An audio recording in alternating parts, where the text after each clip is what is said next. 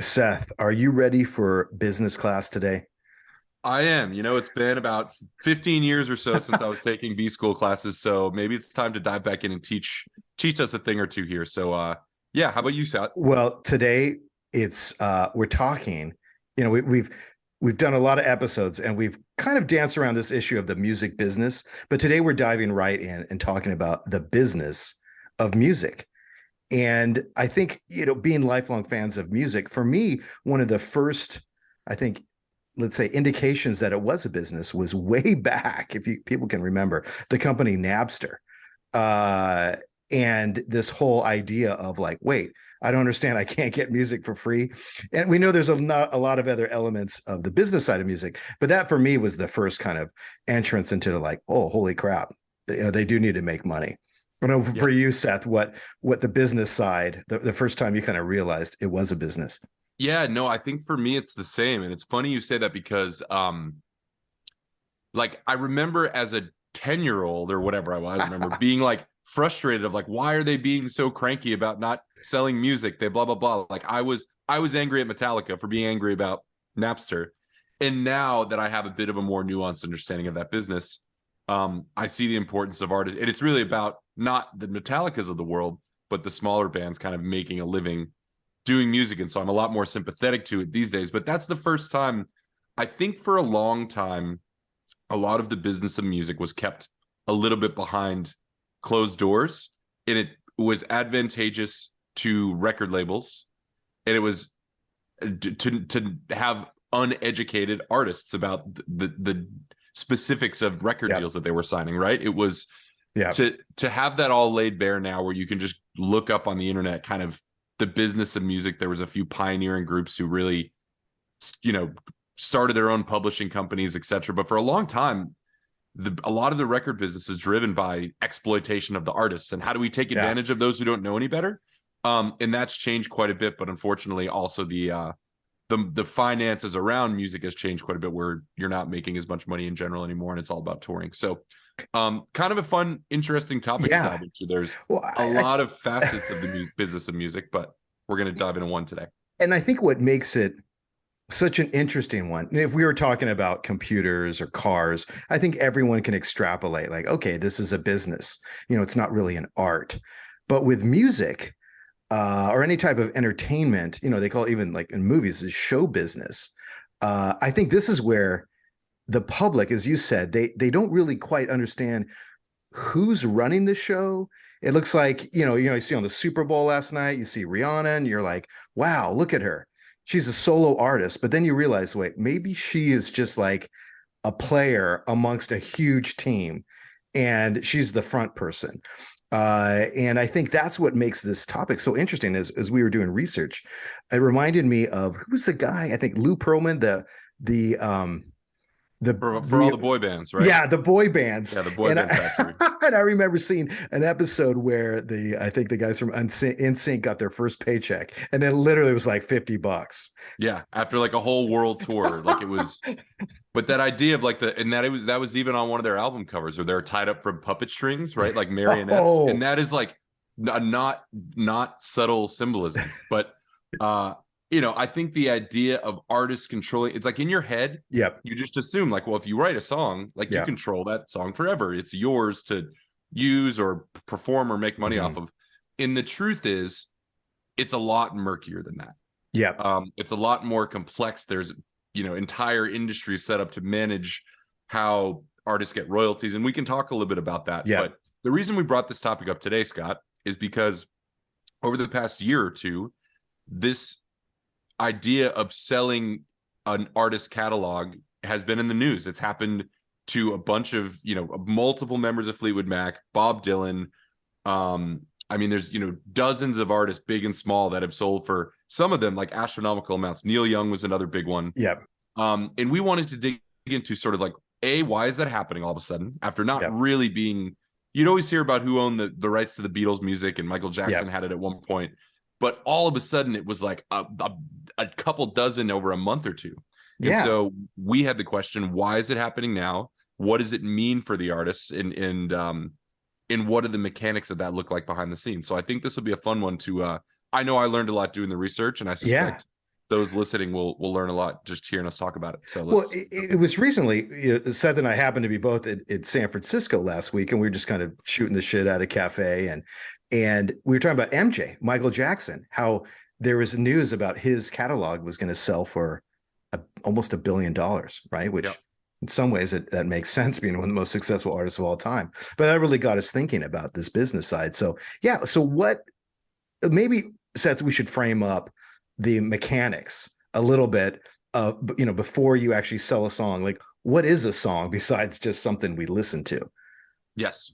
So a song, this is a term that we throw around, and I hate to use too businessy terms, but like, for lack of a better way to say it, a song is an asset, right? In the same way that real estate is an asset, or a car is an, like, it is a tangible thing that once created can be used to create additional value for the artist or for whomever owns it. Now, there are sort of different versions. There's sort of the songwriting credit, the person who actually pens the song, and there's even that can be split up among many different co-producers, co-writers. But there's the sort of the original composition, and then there's like the rights to the master. And the best way to think about that is, if I write a song and I perform it and I record it, I sort of own all of those pieces along with whomever else had input. If you cover my song, Scott, like if you play the same song with your own arrangement, you own your version of the song, but I still have the rights to the original. And therefore, when you perform it, when you record it, you have to pay me as an artist. So you can see over many years of re-recording, now we're talking about sampling. There's a lot of that pie can be divided a lot of different ways depending on the way that the original deal was structured. And that often changes. Who gets the rights? Sometimes as part of a recording contract, they'll lose the publishing rights to their music. It's like, hey, you get your songwriting stuff, we get the publishing stuff, and that's going to be our agreement. That happens a lot less now. Yep. But that was definitely a big part of, you'd hear, what's a good example? Like Colonel Tom Parker, right? With Elvis, they were 50-50 on everything, which included all of the music performed. So it's all how you structure the deal. But in theory, the person who writes the song has these rights and has the copyright to the material, the art they created, until they decide to do something with it. Yeah, which is what we'll get into. Well, I think for those that are maybe not new to business, but definitely maybe have not worked in a startup or any type of product company, this would be like working at Procter and Gamble, and you're a brand manager, and you launch a new Crest toothpaste, and most people would think like, oh, hey, my name's Scott, I was in charge of this Crest toothpaste, I own it, like this is my toothpaste. And you're like, no, you are just a piece of a much bigger puzzle here. And that's really what, even guys like Paul McCartney, John Lennon, they were not just, hey, I wrote this song and it got published and I went out and made the records. I actually created the materials and the paper and everything that goes in it. They're just a small part. And that song, likewise, as you said, Seth, within that, you have, well, who wrote it, who actually did the drumming, who did the vocals, and then who's going to actually ensure that you get money from that song, right? The publishing, they call that. Okay, someone plays it on the radio. Do I have to call the radio? Is that Paul McCartney going, hey, you guys played my song, can you wire me 30 cents? Yeah. I thought you were going to do a McCartney impression there. Your restraint is really impressive. well, really there. But that's so that part of it, everyone. Just to tell you, if you frame it up like that, it would be insane to go, yeah, I work at Microsoft, check out my software. And that's when I think you hear these stories that these artists are broke, or their career, they didn't make as much as you think. Yeah. Or that's why they're doing those commercials, Seth. Yeah. And it's kind of the history of it is interesting. Even the term publishing comes from the idea that at one point, before there was even recorded music, before you could go buy records, like we're talking about, the early 20th century, where that money was made was the publishing of the sheet music of a written song, where you would write a song and then you'd have a company that handled the printing and all that, and they sort of did the mechanics of getting that sheet music sold. They would get some of that because they're producing it, and you would get some of it for writing it. And that's where it started. Yeah. Obviously, that shifted once recorded music came in, how recorded music can be used initially on record sales, and then licensing, and which we'll get into quite a bit more. But like, it's just gotten this network of managing music rights has gotten insanely complex, and there's companies like ASCAP and places like that just handle making sure those who have rights to a song get paid when it's used in any capacity. So it's like an administrative arm, like, you know, a billing department. You know, you just don't go around to every store. Hey, I sold Crest toothpaste. Can you give me some money? And so it's very complex, but actually just as complex as any big corporation. So Seth, what do you know? So we talked about why all of a sudden in this past year have been there's so many like landmark deals. I mean, the first one I heard was Bob Dylan, which was like, oh wait, what's going on? Does this guy need money? Why is he just selling his songs? What's driving this? Yeah, so there's 2 or 3 different factors, I think, in this puzzle of why this like deluge is happening all of a sudden. The first one, which is a very real thing, especially for mid-size artists, is COVID. In the landscape of today's music, artists are not making a lot of money from their recorded stuff. Like they're making, you know, fractions of a penny from Spotify or whatever streaming service. For a lot of bands, the way they make it livable is touring, is being on the road, you know, selling out small to medium-sized venues and kind of grinding out a living, right? We're not talking about the Bob Dylans of the world, but even like, I think one we had mentioned is David Crosby, which like, he's in the Byrds, he was in CSNY, he has had a solo career, but he's a guy that was really, it sounded like was feeling some pressure during COVID because there was all of a sudden no income, where you might play 50 dates a year, all of a sudden you have no revenue for 2 years. So if you think of an artist or a band as a business, all of a sudden the business has to be shut down for 2 years. You have to get creative with alternatives if you have mortgages to pay and kids to support and all those things, right? So I think for some artists, one of the reasons where they started saying, okay, how can I alternatively monetize what I'm doing in a creative way? And so that's one piece. I think that's why it was even an option for some people, or sort of a forced hand. But then there's also the so there are another piece that's relevant to someone like a Bob Dylan is the tax code is changing. So the way I forget exactly, but it's like a high earner, anything over $1 million is the tax is going to almost double starting like this year, I think. So that's right. So some of the thought was, by selling that now and getting a lump sum and kind of just, you get it before the tax code kicks in, and it's like 60 million extra dollars for Bob Dylan. So that's right. Right. So did I pretty much, it's a capital gains tax. It's a security, right? If you have a stock or you have equity in a company, they tax you on that value when you sell it, right? So the government's not going to give you free money. But that rate, obviously, when you have so many zeros, makes a huge difference. This is why you see bands like the Rolling Stones or even Def Leppard, they move to Ireland or they'll move to the States. They don't want to pay those high taxes in the UK. It used to be like 50%. Like that's famously why all the Rolling Stones moved to France, because they're like, if we don't leave now, they're going to take half of our money. Like it's crazy. And so that some of that makes sense. But but then I think so those are 2 factors, COVID and this tax thing. But Scott, why don't you talk a little bit about sort of the rise of these, like they're essentially venture capital funds. But instead of snapping up small companies and hoping they hit it big, they're buying music catalogs. So talk a little about what that looks like and how they're using that music.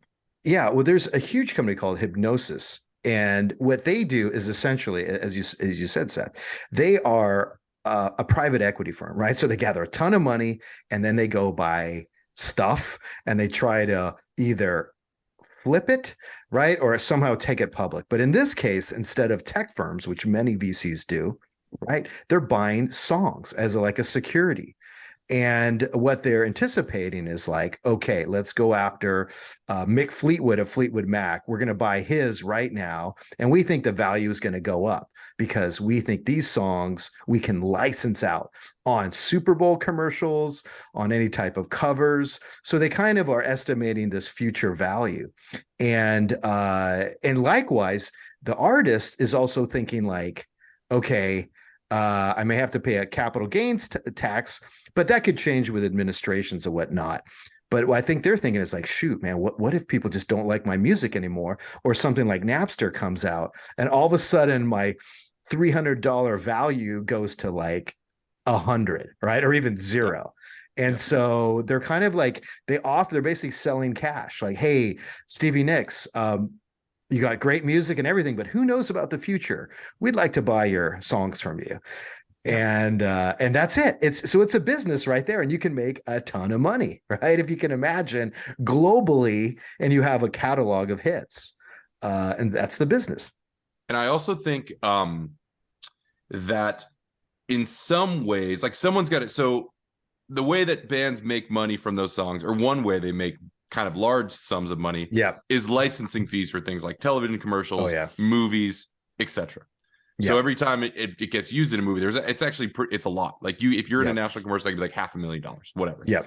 So, but someone's got to go make that deal, and someone's Yeah. got to kind of handle that transaction. So I think the thought behind a thing like Hypnosis is we now have this catalog we can play with, and we are the caretakers of these, and we can go get a lot more out of them than just the artist's management company could do themselves. You know what I mean? If your only primary job is to maximize the asset you just bought, you're going to hustle a lot harder to get Bob Dylan songs in movies than maybe his team would. So it's like different motivation.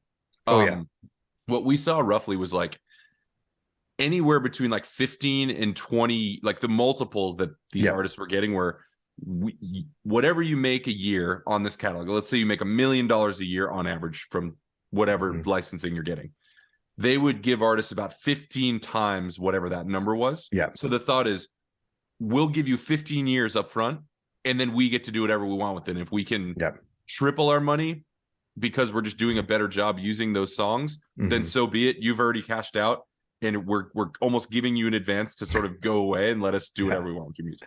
Yeah, and I think the fear they play on, just like any stock, right? Buy low and sell high, is, hey, we don't know what the future holds, and there could be some new streaming service, or even you're just kind of older, that your audience is aging. And so for some of these bands like Fleetwood Mac or Bob Dylan, it's like it may not have that same value. And so the artist is like, hey man, I want my cash. It's almost like it's like an annuity versus a lump sum in the lottery. Right. Almost, that's right, sorta. Man. It is the sellout. Like, I'm done. I want my cash. And it's about risk. And this is what the classic PE or private equity or venture capital model is. So it's just becoming more sophisticated, just like a mature business. But I just think it's kind of interesting, Seth, how in the licensing, I think you may see just a lot of these classic songs on random Geico commercials. Oh yeah, and just all over, right? I mean, they want to milk this stuff. Not that it wasn't already happening, but agree. And like I said, I think now there's a mechanism in place to more effectively license that out. All of the network is in place to get whoever needs to get paid. But now the challenge is like, how do you, again, you have something you want to promote and get it used more than other people's songs. Like it's a very simple model with a very complex execution. Yeah. But I mean, even some of the, like, we're talking about very famous artists, but places like Hypnosis are even buying the rights that was like, oftentimes you see this in Nashville where there's all these songwriters or co-writers that they co-wrote every song you've ever heard of, but you've never heard of them.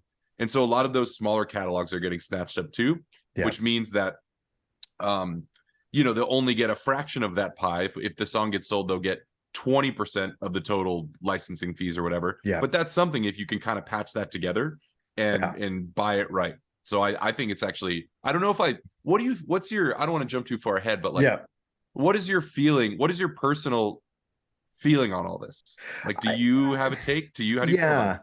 I would say this. Seth, that I originally came from the venture capital industry right out of college. And although I respect and it does a really good service for a lot of tech firms, the incentives are often not aligned. All right. So these private equity firms and financial firms, their whole thing is to make cash. They're not really about the integrity of the art, of the song, or even the artist, right? And so their goal is to make as much money as they can. So I think Taylor Swift, she sold her songs and her catalog to Shamrock Capital, these kind of obscure names, but very powerful organizations. I think what you could see is the art suffering. I could see it being diluted, meaning that the you're gonna maybe compromise these songs in places where they weren't supposed to be played. I think there's going to be covers from, I just think you're going to lose a lot of control, and it could dilute the original intent of the song. Yeah, I feel exactly the same way. I'm not up in arms about it. Like it's because I don't think for the most part it will affect future output of songs. Like one of the real problems I have with Spotify, although I am an avid user, is this idea where artists are, we've talked about before, artists are writing to sort of like satisfy the algorithm and like that sound sells, so let's make it sound like that. I almost have more of a problem with that. You're totally right where this could pop up in very weird places and songs, but to me that's like in the grand scheme a reasonable trade-off if you're an artist, especially if you've had 50 years of trying to figure out ways to monetize your music and acknowledging that moving into this era. And again, this is a little morbid to say, but it's like once Bob Dylan dies, right, he can't tour anymore and all that revenue, it's almost like, how do I create wealth in such a way where once I'm gone I have maximized the value of the art that I've created? So if you think about it that way, it's a little icky, because if you think about the idea of like art and business, but I think that is a motivator for some of these artists of just like, I'm going to get what I can while I can and set my family up and whomever for generations to come. Yeah. I mean, they're definitely getting, a 14x multiple, like 14 years basically in 1 year. I mean, that's massive, right? That's a huge, and if you think that these firms, they have to make a huge profit off that. So they're basically saying like, 14x is nothing because we're going to make even a ton more, right? Like a home run. And so they're very smart people, right? These are all your Harvard, Stanford, Emory guys out there crunching these numbers going. Thanks for slipping Emory in. I appreciate it. Yeah, you like that? Like they're saying like, this is going to kill it. And we're betting on this. I mean, Beatles, Bob Dylan, I mean, they are relatively safe bets, hence those high multiples. But I think it is changing. I think that you're seeing a lot of the industry doing a little more DIY, right? They're saying, wait, we don't need distribution. I can upload anything on Spotify now.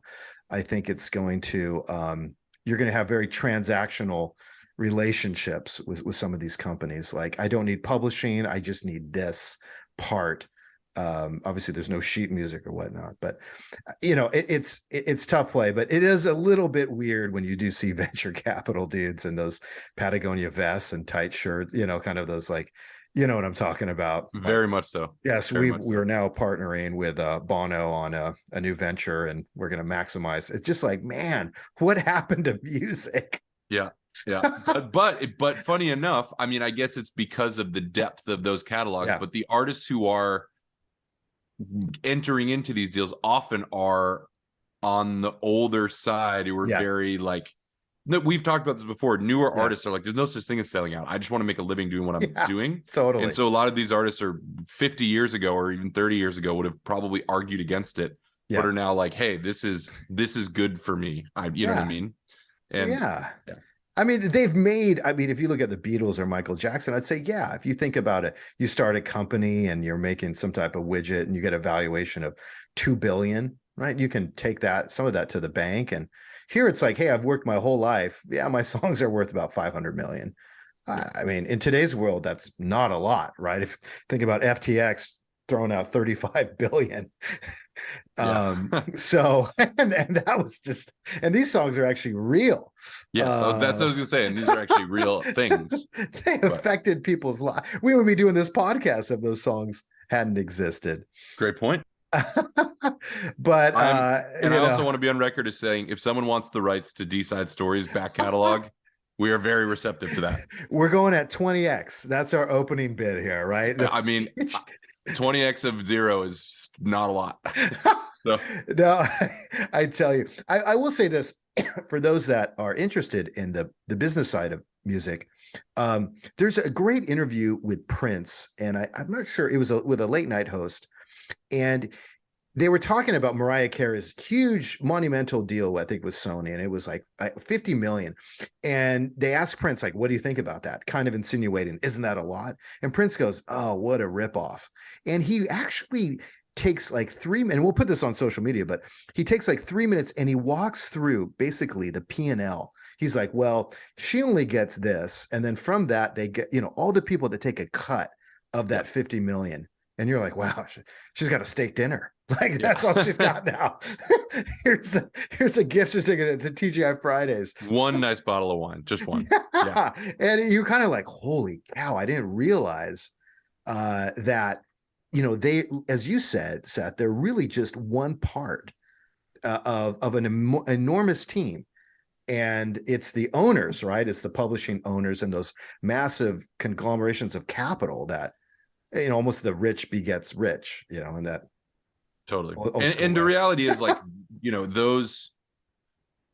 those networks in today's world are necessary to make artists what they are. You know what I mean? Yep. As shitty as that is to admit, like that, Rihanna's team is necessary to make Rihanna.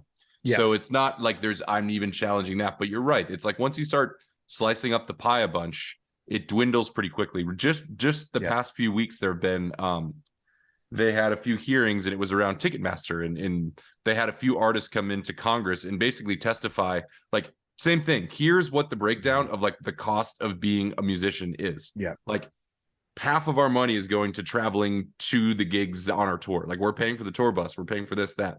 So it was a fascinating breakdown. They're a very different business model than like a Bob Dylan, but I think it gave me an even clearer sense of what that picture looks like.